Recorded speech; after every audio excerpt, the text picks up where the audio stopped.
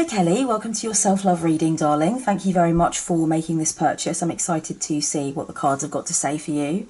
And I have left the notes that you offered to me in the down bar beneath the video. So if you want to, first of all, just refresh your memory on what you asked me for when you made the purchase, you can do so now. I've also left some other information down there for your records and for your convenience. So I'm going to just let you know what you can see in front of you.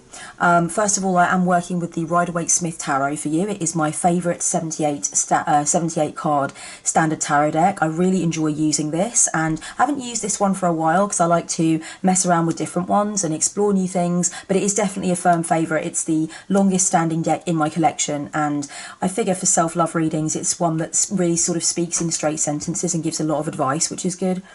I'm working with lots of rose quartz. You'll see 6 pieces of rose quartz around the perimeter of the screen, and that is because rose quartz is just something that I actually always use when I work with clients. It's really good for themes like self-love, self-care, self-respect and self-esteem. And those are the kinds of themes I'm always working with when I'm working with clientele. Rose quartz is also very good for things like spiritual evolution, emotional healing, physical health and well-being, and it's just very good when it comes to connecting with your relationship with yourself. So it's definitely a relevant one for self-love. Okay, so I'm going to go ahead now and shuffle the cards a few times before I get started. Just to let you know, the cards have been pre-shuffled as well before I came on camera and started talking. But I do like to do a few shuffles off camera too, and that is just to make sure that you can see that the deck has been well and truly shuffled for you. And it's also so that I can just connect with the cards a few more times before I actually start doing the reading for you. I'm in a bit of a weird position at the moment. I'm actually sort of sideways, sitting in a chair, whereas normally I wouldn't be. So my hands are being a bit awkward. There we go. I'm going to cut the deck once. That's actually just something that I always do for my client readings. And now I'm going to turn over the 7 cards for the self-love reading. So I'm going to go ahead and do that now. Temperance is the first of the 7, then Judgment, and 3 of Wands. And then on the next row you have the Emperor, the High Priestess, and King of Pentacles. And then the final card is the Moon. So you've got quite a lot of mages there. You've got 1, 2, 3, 4, 5 cards from the major arcana, which means that this is very much a spirit-ruled reading. And what that basically means is that the likelihood is that this reading has come to you at quite a significant time in your life. So whenever I see a reading that's predominantly ruled by spirit, I would say it is a significant reading. It's probably during a time when you are open to change and you are open to suggestions and guidance. So it could be a reading that has a significant impact. It could be a reading that will be valuable to you if you really allow it to be. And a spirit-ruled reading is often representative of a person who is willing to undergo a deep transformation, ready to let go of the things that aren't serving them and really bring in the things that are exciting and the things that are really helping them to develop. So it's definitely a significant time for you in your life, and I think that's something that can be referenced by the change that you have recently made to vegetarianism, which is a really exciting one, and I want to congratulate you for making that change. I think that's really amazing. So yeah, a spirit-ruled reading usually suggests that a person is, very much just in a state of being where they are open to suggestion, they're open to change, they're open to transformation, and they're excited about all that good stuff. Okay, so the first of the 7 cards is looking at honouring your past whilst embracing your present self. So this is looking at the former versions of you, the people that you've been in the past, decisions that you've made, behaviours that you've had, personality type, all that kind of thing. And it's looking at how you can honour those past parts of yourself whilst also embracing your present self as well. The card that's come through for you is the Temperance card in this position. So the Temperance card is a very intriguing one because what it implies is that certainly there are aspects of you that have been sort of the same version of you over time. So there's behaviours, there's beliefs, etc. And there's qualities and flaws that you've kept with you over the course of time and that haven't really changed much. But there have also been parts of you that have changed quite dramatically. Certain realisations that you've made, certain things that have happened to you that have changed your perspective. And so what it's important to do is to recognise that there are these parts of you that have changed overwhelmingly, and there are these parts of you that have been, you know, very shifted, but there are also these parts of you that have remained the same over time. And so it's important for you to accept those parts of you that have shifted and those parts of you that are similar to how you were before. Temperance is about blending the old and the new within your personality and your way of being. So it's about accepting that some things are just a part of you. They may not necessarily ever change. They may not be things that you want to think of changing, or they may be things that it's very difficult to change, and perhaps you have experienced sort of slow and steady change over time, but maybe not the level of change that you wanted to see. Temperance is about acknowledging and accepting that there are parts of you that have really always been the case, and there are parts of you that are very new. And it's about blending and refining those parts of you together. The Temperance card implies that over the course of time, you may certainly have become a lot more psycho-spiritual in your outlook. You may be more inclined towards spiritual activity these days than perhaps you used to be in the past. And that's a big part of what you've needed to acknowledge and accept about yourself. And it's important that you expect other people in your life to accept that as well. You may not necessarily want to open up to people about the extent of your interest in the psycho-spiritual and in the psychological and in self-development and things like that. But certainly when you do open up to people in your life, you can expect them to accept it and to be nurturing when you're talking about things in that regard. The Temperance card implies that when it comes to the weight loss journey, one of the great things that you can use to your advantage is that more spiritual perspective on things. It's really acknowledging that you have not only a spiritual perspective on life, but perhaps also a spiritual power, a great deal of spiritual potential for learning and potential for spiritual skills to come through.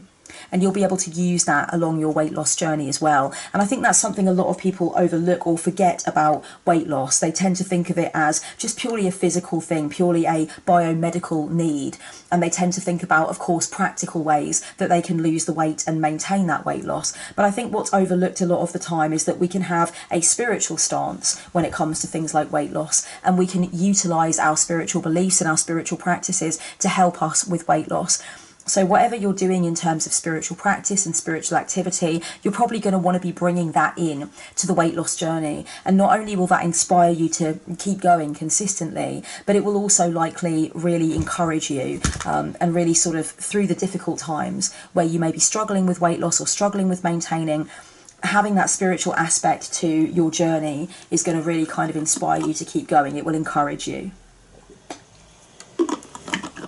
The second spread position looks at acknowledging your efforts and strengthening your abilities. The card that's come through here is Judgment. Now, the first thing that Judgment wants to draw your attention to is the fact that it's actually really great that you have made this decision whatsoever to switch to vegetarianism, to take the weight loss journey more seriously. All of those things are amazing. The fact that you've had this impetus towards a much more committed transition in terms of your health and well-being, and the fact that you're doing something in a holistic manner and something that is committed and is a serious change to your routine is a sign that you are perhaps readier than you've ever been to drop that weight and get onto a new path when it comes to your relationship with your body. So the Judgment card is basically about awakening and transformation.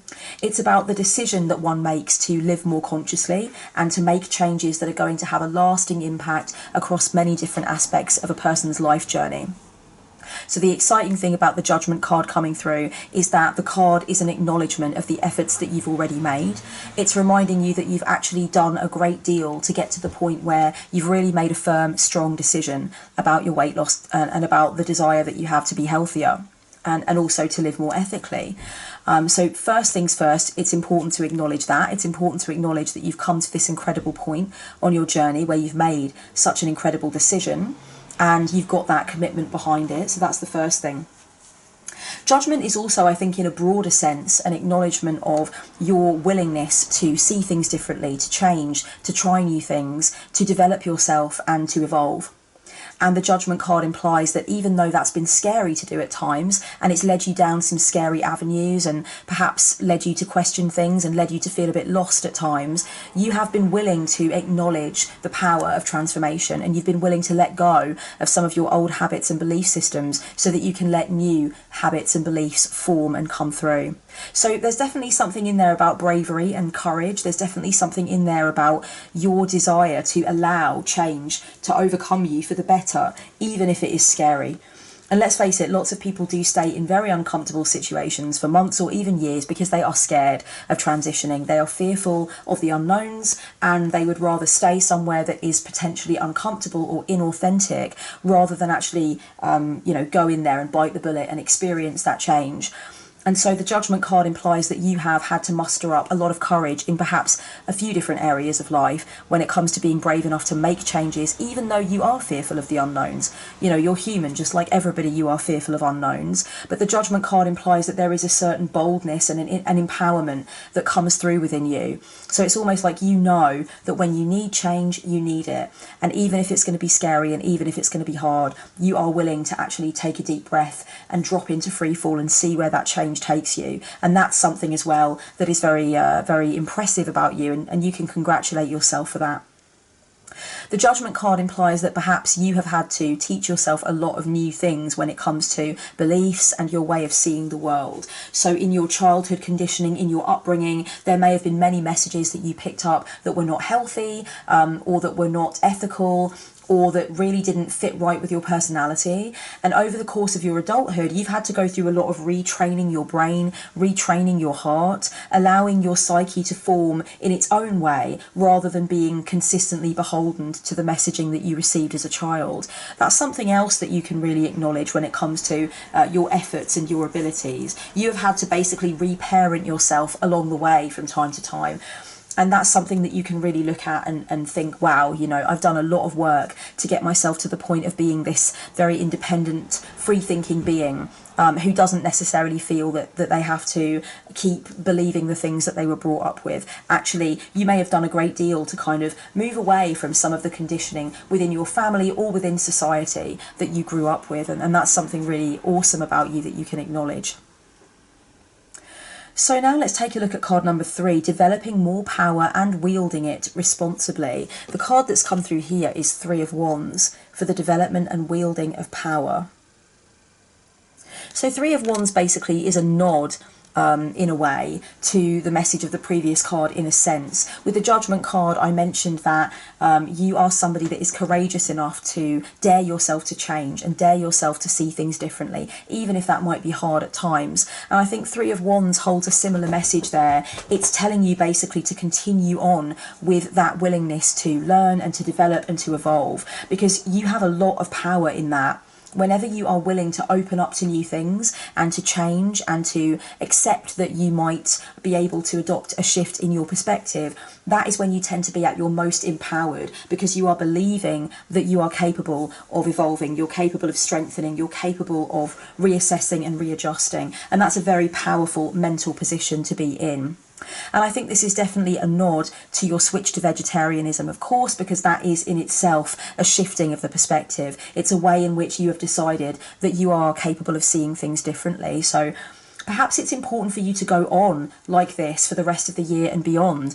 Look at the change that you made with vegetarianism. Look at the way that you've been open to other kinds of changes and evolutions and learning, and think to yourself, how can I move forward now in the coming weeks and months and allow more of that to come in? How can I bring in more of a willingness to change and to see things differently? And perhaps think about where you need to experience that. Whereabouts are you a little bit stuck in the mud at the moment? Whereabouts do you feel that things haven't really changed up for a while and maybe you are in need of a change? Ask yourself that question and think about where the answer takes you, because that's where you can really begin to wield a great deal of power. It's in the places where change is actually required. 3 of Wands also implies that one of the good places to develop more power and to wield it more effectively could be in your creative journey. So it's looking at what brings you that sense of creative fire and creative empowerment. Perhaps your weight loss journey would be very nicely complemented by some form of a creative outlet. Maybe it's important for you to have a think about a specific creative format that you would like to use in order to chart your weight loss journey. So thinking about how you feel about the weight loss journey, how it's going, what you want your achievements to be, and what your whole experience of it is. 3 of Wands urges you to potentially think about a creative way to explore this weight loss journey as it's going on, and really allow yourself to connect with the creative process as an outlet. And you can use it as an outlet for what you're frustrated by, don't forget, as well as an outlet for celebrating your successes and milestones. So let's have a look now at recognising the voice of your inner critic or your inner bully, and really just dealing with it effectively. The card that's come through is the Emperor. Now, the Emperor can be a representation of a critical parent or a critical adult caregiver during your childhood process. It's possible then that the Emperor may represent some criticism within your conditioning, which you have actually continued on with as you've moved into adulthood. This can be a very unfortunate thing where a parent or some other form of adult caregiver, maybe a teacher, maybe a close relative, was criticising of you. And it can forge then into a pattern or a habit of you being critical of yourself. Sorry, darling, I'm just taking a sip of water. Now, the Emperor is not always representative of a critical parent, but certainly that can be part of it. So I would definitely ask you to think about the kinds of messages that you received during your upbringing, which may have been highly critical, perhaps unnecessarily harsh, maybe unhelpful for you. Is it possible that you need to undo some of that conditioning, some of that negative talk that went in from an adult caregiver of some kind? And how can you move your way towards doing that? The Emperor can also be representative of you being too harsh on yourself. So the Emperor can be almost too heavy on the tough love. And if that's something that you do to yourself, if you tend to, really go into shadow when it comes to giving yourself tough love, then now is a very good time to assess that. So let's think about vegetarianism. Vegetarianism is a process that people move into, and it's a wonderful commitment. It's an incredible ethical commitment, but there are certain situations that a new vegetarian might come across where they make a mistake and they end up ingesting meat, or they are in a situation where there is only meat to eat, or they kind of sort of lose their interest in vegetarianism for a moment and they might relapse. They might kind of go into meat eating and then feel badly about it and then feel like, okay, I want to get back on the vegetarian bandwagon. Now, I'm not saying for a minute, Kelly, that you're going to slip up with your vegetarianism. You know, many vegetarians don't, and they make a firm decision not to eat meat for the rest of their lives. But there are many vegetarians as well who do go back and forth on it, you know. They don't necessarily remain vegetarian in a straight line every single day for the rest of their life. There might be situations that occur where they experience times of going back to eating meat. Now, the Emperor card implies that with you, if there was to be any slip up whatsoever, you might be in grave danger of overly criticising yourself, being very, very harsh on yourself, being way more critical than you need to be. Now, if you can relate to that whatsoever, then the important thing is that you acknowledge that you are perhaps too highly critical of yourself. And the other important thing is that you make a firm decision not to be. So whenever you recognise harsh criticism coming through about your dietary choices or in any other area of life, try to really acknowledge that that critical self-talk is going on, and say to yourself, okay, I remember this from the reading. I remember, you know, that card, the Emperor, tapping into the fact that I can be very overly self-critical, and perhaps the punishment that I give to myself in terms of the negative self-talk is actually really not in keeping with the level of the crime, the severity of the crime. You know, we all make mistakes, we all fall down, we all have to pick ourselves back up. We all have times that weren't necessarily our finest hour.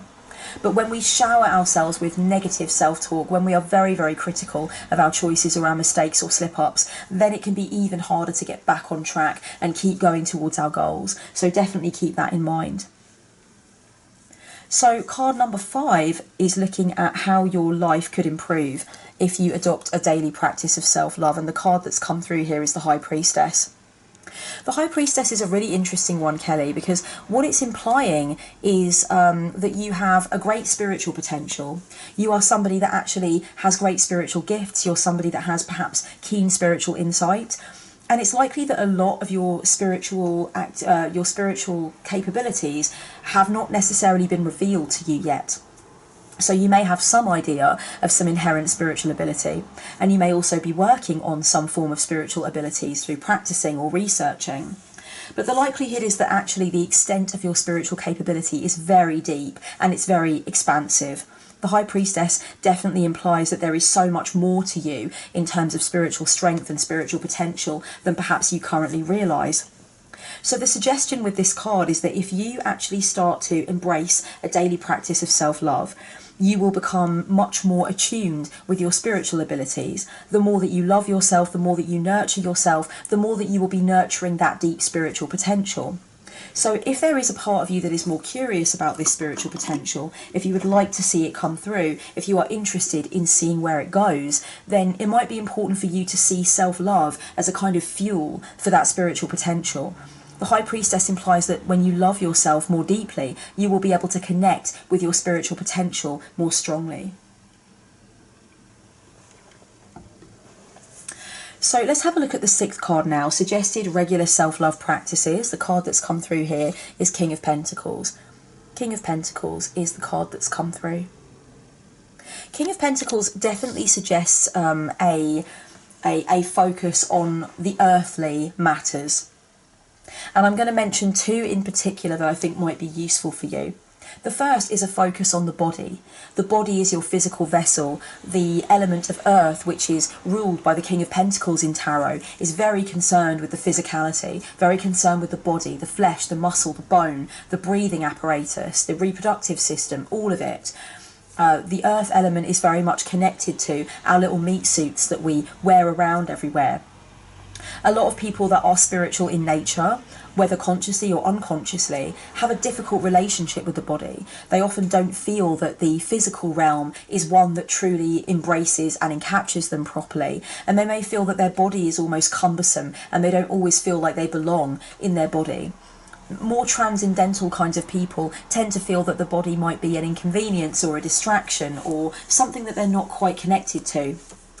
But people who are deeply spiritual, it's very important actually for them to be in the body, because that's what keeps them grounded and centered, and it keeps them connected to the real world, and it keeps them better able to focus on their issues, essentially, the earthly issues that need to be worked out. So King of Pentacles definitely implies that some kind of regular activity which really connects you with the body could be important.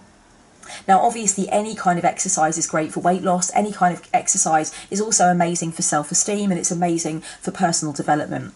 So take some time to ask yourself what's going on in the exercise regime side of things. Are there tweaks that you want to make to the exercise regime? Are you currently not really being consistent with your exercise regime? Do you need to write out some kind of schedule, some kind of rota, so that you can understand what you're doing as far as exercise is concerned? King of Pentacles urges you to definitely sit down and have a brainstorm about this and write some notes where possible. King of Pentacles also implies that, interestingly enough, one of the other ways that you might be able to bring more self-love into your life and forge a daily practice is to focus on financial things. King of Pentacles can sometimes represent your financial status, your financial security, how you feel about money, wealth and abundance, etc., and how you feel about material things that you own.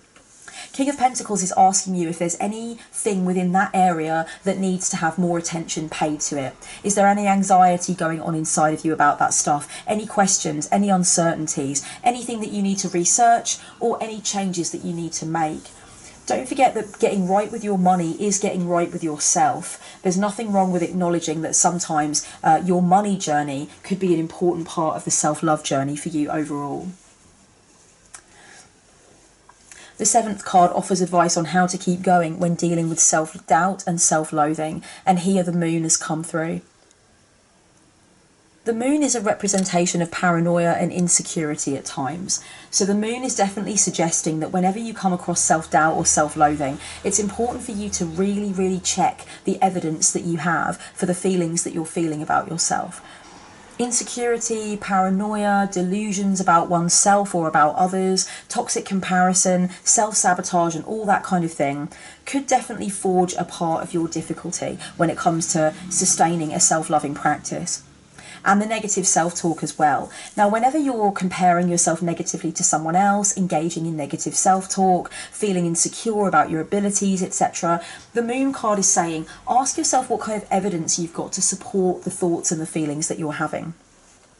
Lots of people actually, when they look at it on the surface, recognise that, they have a lot of self-doubt and a lot of self-loathing, but there's not really a lot of hard and fast evidence to back up what they're thinking and feeling. You know, nobody is really so bad and so rebellious against themselves and so, weak all of the time that they can't see incredible times of strength in the timeline of their life. The moon is reminding you that you have shown incredible strength over the timeline of your life so far. And it is important for you to recognise those incredible displays of strength that you have emitted.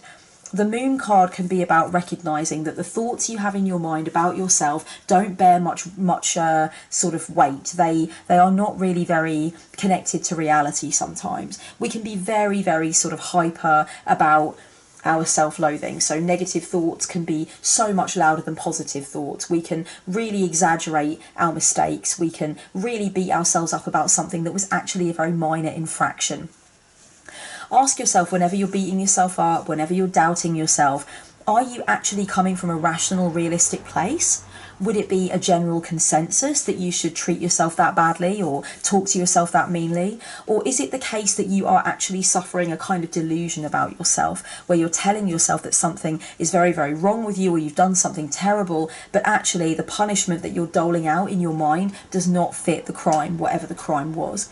It's really important to look into that, because the moon card certainly implies that the way that you see things when it comes to your perception of self is not necessarily at all the way that things are. And so it's important for you to give yourself a break and give yourself a chance to appreciate the way that you are, and appreciate that sometimes the nastiness and the meanness that might come through about yourself really doesn't connect well with reality. It doesn't bear much relevance to what is really the case. The moon card definitely implies that you may have a tendency to overthink, you may have a tendency to overanalyze, you may have a tendency to pick things apart and to really sort of overthink them and stew in your juices kind of thing.